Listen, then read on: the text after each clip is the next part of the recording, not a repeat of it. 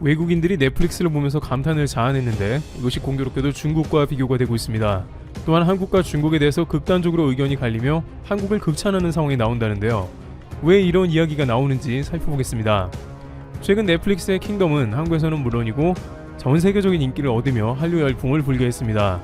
그런데 여기서 외국인들은 주인공이 갓을 쓰고 나오는 장면이 등장하자 너무 멋있다고 극찬한 것입니다. 한국 사람들 쓴 모자들이 왜 이렇게 멋있냐는 것이죠. 이 때문에 이 모자를 구하려는 사람들이 생겨났고 아마존에서 갓을 팔기도 하는 등 인기몰이를 했습니다. 그런데 여기서 미국에서 오랫동안 생활한 한 교포는 관련 커뮤니티에서 그 이유를 알아야 한다고 말합니다. 특히 미국인들 중에 갓을 좋아하는 이유는 단순히 넷플릭스 킹덤에 빠져든 것만은 아니라는 것입니다. 물론 갓은 멋있게 생겼으니까 외국인들이 좋아하고 미국 아마존에서도 판매가 된 계기가 된 건 맞습니다. 많은 외국인들은 킹덤2에서 다시 그 갓을 봤다, 쿨하다. 시즌2에서 갓을 다시 봐서 너무나 좋았다. 킹덤에서 봤던 것들 중에 가장 좋았던 것은 갓이다 등등 모자 자체만으로도 충분히 인기가 있는 건 사실입니다. 하지만 앞서 언급된 한 교포는 자신은 미국인 바이어를 때때로 한국에 초대해 접대한다면서 실제 미국인들은 한국의 유수한 역사가 담긴 그 무엇이라면 열광적으로 보고 싶어 한다고 말했습니다. 주된 이유는 미국은 역사가 짧기 때문으로 미국 땅에서는 역사에서 볼 수 있는 것이 매우 한정되어 있습니다. 1900년대 초에 야구선수 카드를 모으고 과거의 유산이라고는 인디언 보호구역 정도라고 하면서 한국의 5천년 역사는 그들에게 어떠한 경외감을 주며 삼국시대, 고려, 조선 왕조 등 너무 흥미진진하다는 것이죠. 많은 미국인 바이어들이 왔을 때 한국이 IT 강국이라 놀라고 하는 것보다는 비원 혹은 경복궁 같은 역사적 장소를 상당히 인상 깊어하며 판타스틱을 가장 많이 외치는 곳이 한국의 역사를 느끼는 곳이라는 것입니다. 그러한 연장선상에서 그들은 킹덤에서 볼 수 있는 한국의 왕실 문화부터 해서 다양한 것들이 너무나 흥미진진하면서도 자신들이 없는 대단함이라고 느낀다는 설명을 곁들이고 있었습니다. 그런데 한국을 이렇게 극찬하는 외국인들이 최근에는 중국의 다양한 모습을 도대체 이해할 수 없다고 말합니다. 예전에는 몰랐는데 한국과 중국의 문화 수준의 격차가 상당히 나고 있다는 말이 나온다는데요. 특히 최근 중국은 한국이 세계 무대에서 선전하자 이를 적극 베끼거나 질투하는 모습이 나오고 있습니다. 앞서 언급된 킹덤의 갓이 세계적으로 인기를 모으자 중국은 자신들의 드라마에 한복을 등장시키고 있었습니다. 중국 사극임에도 불구하고 그들은 도포를 입었고 머리에는 갓을 쓰고 나와서 보는 이들을 당황케 합니다. 중국인들조차 저것은 한국의 갓이다, 잘못된 것이다 라고 지적합니다. 물론 그 와중에 어떤 태세가 빠른 중국인들은 저 갓은 명나라로부터 전해지는 중국의 전통 의상이라며 이제는 한복과 갓이 중국 것이라고 억지를 부립니다. 예전에 중국 사극에서 한복은 하인들만 입던 옷이었습니다만 이제는 주인공들이 한복을 입고 나올 정도로 바꾼 것입니다. 그런데 중국도 한국과 같이 긴 수천 년의 역사를 가지고 있고 자신들만의 고유한 문화가 있는데 왜 그러나 궁금한데요. 중국 고유의 문화재도 충분히 멋지게 활용할 수 있겠죠. 하지만 한국의 것을 왜 베끼고 자기 거라고 주장하냐는 것입니다. 바로 그것은 중국의 문화 대혁명 때문이라고 말합니다. 중국의 문화 대혁명 때 중국은 다양한 문화재를 비롯해서 중국에 전해져 내려오는 문화들을 없애는 것을 택했습니다. 중국의 공산주의로 문화를 대숙청하는 일을 진행합니다. 문화 대혁명은 낡은 사상, 낡은 문화, 낡은 풍속, 관습 등을 모두 타파하고 사회주의 문화를 창조하자는 일입니다. 학생들은 학교에서 모두 나와 홍위병이 되었으며 이들은 다양한 문화재를 비롯해 옛 문화를 간직하고 있는 인간 문화재나 종교 관련 의식 등 중국에 수천 년간 녹아있던 문화를 전국적으로 없애는 작업을 실시한 것으로 보입니다. 마오쩌둥이 지휘한 이 문화 대혁명은 중국의 건물과 거리의 이름을 바꾸고 문화 유적지를 파괴하며 진행됐습니다. 군중들은 마오에 열광했으며 마오를 전국에 도배하면서 그를 반하는 행동은 절대 금하는 명령을 내리기도 했습니다. 이러다 보니 중국의 고유 문화는 사라져버리고 살아남은 중국의 유산은 그리 많지 않게 된 것입니다. 하지만 이제 글로벌 시대로 들어가게 되면서 중국은 문화의 힘이야말로 세계적으로 통한다는 것을 안 것이죠. 그러다 보니 원래 중국의 문화를 찾으려는 노력이 다양하게 이루어지지만 파괴한 것은 쉽게 돌아오지 않습니다. 또한 무언가를 창조하기 위해서 다소 억지스럽게 연출을 해야 하는 순간이 끊임없이 발생하는 것이죠. 중국 후베이 성의 57m짜리 관우상은 중국의 문화를 널리 알리고자 세워졌지만 경관을 해친다는 이유로 중국 당국에 철퇴 명령을 받기도 했습니다. 멋있는 게 아니라 흉물이고 보고 싶지 않다는 사람들이 대부분이었기 때문이죠. 오랜 전통의 미는 자연스러움과 더불어 경관과 조화가 되어 저절로 감탄을 자아내야 합니다. 외국 사람들은 한국의 다양한 궁전은 물론이고 전통 한옥을 보고 오랜 조상의 지혜에 탐복합니다. 이것은 민족과 조상으로부터 흘러나오는 자체적인 컨텐츠이기 때문에 그 누구도 따라할 수 없습니다. 한국이 인기가 있는 것은 그런 문화의 힘 때문입니다. 한국은 누구의 것을 베끼지 않고 옛 것을 통해 자신들 고유의 문화를 발전시키기 때문이죠. 자연스레 요즘 전 세계에서는 한국의 컨텐츠를 너도나도 좋아하며 찾아볼 수밖에 없다고 합니다. 심지어 이런 한국의 크리에이티브한 정신은 미국 빌보드 차트 1위까지 접수하는 놀라운 저력을 보입니다. 넷플릭스에서도 아시아권은 물론이고 서양에서까지 한국의 드라마가 상위권을 유지하고 있습니다. 봉준호의 기생충은 미국에서 가장 많은 수입을 기록한 외국 영화로 남을 정도로 인기가 최절정이었으며 불가능하다고 여겨진 오스카상 주요 부분을 4부분이나 석권하면서 중국은 물론 일본을 침묵시켰습니다. 한중일 가운데 누가 뭘 해도 한국은 문화 강국으로 세계인들은 또 새로운 컨텐츠를 한국에 기대합니다. 김구 선생은 나는 우리나라가 세상에서 가장 아름다운 나라가 되기를 원한다고 했습니다. 그러면서 오직 가지고 싶은 것은 높은 문화의 힘이라고 일찌감치 문화만이 세계를 아우를 수 있다고 했죠. 하지만 중국은 인기는 있고 싶은가 봅니다. 일각에서는 질투가 심해서 한국이 잘 되는 걸 못 본다고 전해집니다. 분명 자신들이 경제 규모도 크고 인구도 많으니 훌륭한 컨텐츠를 생산해서 전 세계인들이 좋아해야 하는데 정작 인기가 많은 정도가 아니라 전 세계를 리드하는 게 한국이다 보니 중국은 이제 희한한 방법을 쓰는 것이죠. 중국은 자체 컨텐츠를 개발하는 것은 사실상 포기하고 한국의 것을 그대로 베껴서 인기를 얻고자 합니다. 중국에서 자체적인 영화 컨텐츠를 만든다고 해봤자 사회주의에서 벗어나면 절대로 안 되기 때문에 중국이 없으면 세상이 망하는 중국 중심의 민족주의 영화가 나와서 사실 아무도 보려고 하지 않습니다. 심지어 미국 디즈니의 뮬란이었지만 중국 자본이 들어가 중국색이 더해지자 보이콧 운동이 일었습니다. 사람들은 중국이 아닌 한국 컨텐츠에 목말라 있으며 한국은 또 기가 막힌 작품을 계속 뽑아내고 있습니다.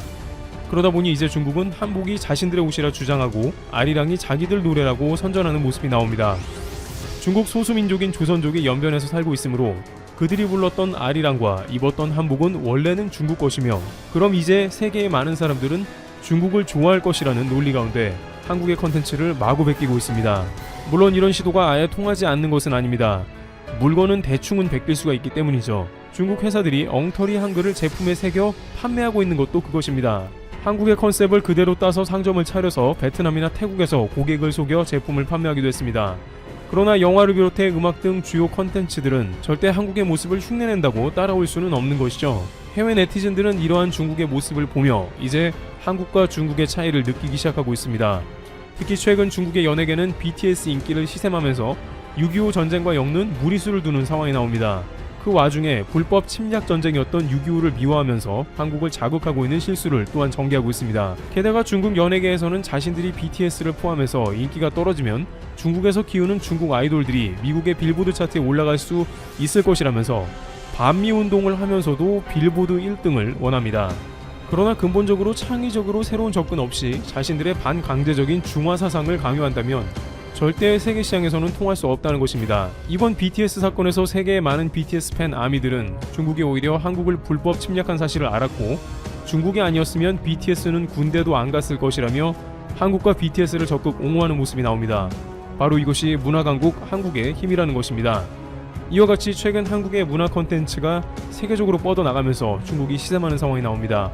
그들은 한국의 모든 콘텐츠를 베껴서 중국 내부에선 인기를 얻습니다만 세계 시장에선 철저히 외면당합니다. 문화의 힘에 관한 본질을 깨닫지 못하는 이상 한국에는 절대 문화 콘텐츠로는 조 바이든 미국 민주당 대선 후보는 22일 김정은 북한 국무위원장이 핵능력 축소에 동의하는 조건으로 만날 수 있다고 밝혔다. 바이든은 이날 미 테네시주 내슈빌 벨몬테드에서 열린 대선 후보 TV 토론에서 김 위원장과 만나기 위한 조건이 있느냐는 질문에 그가 핵능력을 축소하는 데 동의하는 조건으로라며 핵 없는 한반도의 필요성을 강조했다. 바이든 후보는 도널드 트럼프 대통령이 북한을 정당화했다고 비판하면서 김정은 위원장을 겨냥해 폭력배라고 언급했다. 이어 북한이 능력이 더욱 커진 미사일을 보유하고 있다면서 미국 영토에 이전보다 더욱 쉽게 도달할 수 있는 미사일이라고 덧붙였다. 바이든 후보는 부통령을 역임했던 버락 오바마 행정부 당시 북한이 4차례 핵실험을 했는데 북한의 위협에 대응할 수 있다고 보는 이유가 무엇이냐는 질문에 과거 중국을 방문했을 때 오갔던 문답을 소개했다. 그는 왜 미사일 방어를 그렇게 가깝게 옮기느냐고, 왜 병력을 더 가져다 놓느냐고, 왜 한국과 군사훈련을 계속하느냐고 해서 북한이 문제이기 때문이라고 말했다고 했다. 이어 우리는 계속 그렇게 할 것이고, 그렇게 우리는 그들을 통제할 수 있다. 우리는 우리가 그들을 통제할 수 있다는 것을, 그들이 우리를 해칠 수 없다는 것을 확실히 할 것이다. 그러니 무언가 하고 싶으면 나서서 도와라. 아니면 계속될 것이라고 덧붙였다. 바이든 후보는 트럼프 대통령이 김 위원장과의 좋은 관계를 내세우자 우리는 히틀러가 유럽을 침공하기 전에 좋은 관계였다고 고집었다. 김 위원장이 오바마 전 대통령을 좋아하지 않았다는 트럼프 대통령의 주장엔 오바마 대통령이 우리는 비핵화에 대해 얘기할 것이고 정당성을 부여하지 않을 것이라며 더욱 더 강력한 제재를 계속 부과할 것이라고 말했기 때문이다. 그래서 그가 우리를 만나지 않으려는 것이라고 했다. 트럼프 대통령은 김 위원장과의 좋은 관계를 통해 자신이 북한과의 전쟁을 막은 것이라는 기존 주장을 되풀이했다. 자신이 아니었다면 수백만 명이 목숨을 잃었을 것이라고 강조했다. 이 과정에서 서울의 인구가 3,200만 명이라고 잘못 언급했다. 서울 인구는 약 970만 명이다. 트럼프 대통령은 자신이 취임했을 때를 두고 북한은 엉망진창이었다고 말했다. 오바마 행정부의 대북 대응을 비난한 것이다. 바이든 러중이란 미 대선 개입하면 대가 치를 것 경고. 미국 민주당 대선 후보인 조 바이든 전 부통령은 22일 미국 대선에 개입하는 국가들은 대가를 치르게 하겠다고 엄포를 놓았다. 바이든 후보는 이날 테네시 내슈빌 벨몬트대에서 열린 마지막 대선 후보 TV 토론에서 러시아와 중국, 이란을 거론하며 미국 선거를 개입하는 어떤 나라든 대가를 치르게 될 것이라고 경고했다. 이 발언은 러시아와 이란이 미 대선에 개입하려 하고 있다는 미 정부 기관의 발표 하루 만에 나온 것이기도 하다. 존 레클리브 국가정보국 국장과 크리스 레이 미 연방수사국 국장은 전날 긴급 기자회견을 열고 이란과 러시아가 미 유권자들의 정보를 확보한 것으로 확인됐다며 이 정보로 가짜 정보를 유포해 혼란을 야기하려 하고 있다고 밝혔다. 반면 트럼프 대통령은 이날 토론에서 재선에 성공할 경우 외국의 선거 개입에 어떤 조치를 취하겠느냐는 진행자 NBC 크리스틴 웰커의 질문에 나보다 러시아에 더 강경한 사람은 없다면서도 직접적으로 답하진 않았다. 트럼프 김정은과 좋은 관계 바이든 히틀러와도 좋았다. 22일 열린 미국 대선 후보 TV 토론에서 도널드 트럼프 대통령과 조 바이든 민주당 대선 후보는 대북 정책을 놓고도 설전을 벌였다. 트럼프 대통령은 김정은 북한 국무위원장과의 좋은 관계를 내세우며 북한과의 전쟁을 막았다는 기존 주장을 되풀이했고 바이든 후보는 김 위원장을 폭력배는 물론 아돌프 히틀러의 빗대는 발언으로 강하게 반박했다. NBC 방송 백악관 출입기자인 크리스틴 웰커는 이날 국가안보를 주제로 토론을 이끌어가다가 대북 정책에 대한 질문을 꺼냈다. 그는 트럼프 대통령에게 북한의 신형 대륙간 탄도미사일 공개와 핵개발 지속을 배신으로 보느냐는 질문을 던졌다.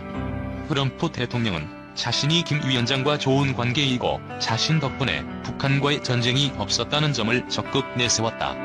그는 다른 나라 지도자들과 좋은 관계를 갖는 것은 좋은 일이라고 강조했다. 전쟁이 일어났으면 수백만 명이 죽었을 것이라는 주장도 반복했다. 그 과정에서 서울이 휴전선에 가깝고 인구가 많다는 취지로 말하다가 서울 인구를 3,200만 명으로 잘못 언급하기도 했다. 바이든 후보는 트럼프 대통령이 북한에 정당성을 부여해줬다면서 김 위원장을 겨냥해 두 차례 폭력배라고 칭했다. 이어 트럼프 임기 내 강화된 북한의 미사일 능력에 대해서도 언급했다. 북한의 핵능력 축소 동의를 조건으로 한 북미 정상회담 가능성도 배제하지 않았지만 기본적으로는 트럼프 대통령의 대북 정책 비판에 방점을 찍어 발언하는 모습이었다. 트럼프 대통령이 김 위원장은 버락 오바마 전 대통령을 좋아하지 않았다는 식으로 응수하자 바이든 후보는 유럽을 침공하기 전에 우리는 히틀러와 좋은 관계였다고 맞받아쳤다. 그러면서 김 위원장이 오바마 전 대통령을 만나려 하지 않은 것은 오바마 전 대통령이 정당성 부여 없이 비핵화에 중점을 두고 강력한 제재를 계속했기 때문이라며 트럼프 대통령의 대북 외교에 대한 비난을 이어갔다. 트럼프 대통령은 그들은 내게 엉망진창을 남겼다. 북한은 엉망진창이었다며 바이든 후보에게 다시 화살을 돌렸다. 취임 후 3개월은 아주 위험한 시기였다며 오바마 행정부의 대북 정책을 공격했다. 바이든 후보는 대중국 정책에 대한 발언을 할 때도 트럼프 대통령이 북한 등의 폭력배는 끌어안으면서 동맹과 친구에게는 손가락질한다고 비난하기도 했다. 이날 토론에서는 신종 코로나 바이러스 감염증 대응과 국가안보 등 6가지 주제가 15분씩 총 90분간 논의됐다. 지난달 말 1차 토론과는 달리 국가안보 주제가 포함돼 양측의 한반도 관련 발언 여부에 이목이 쏠렸다.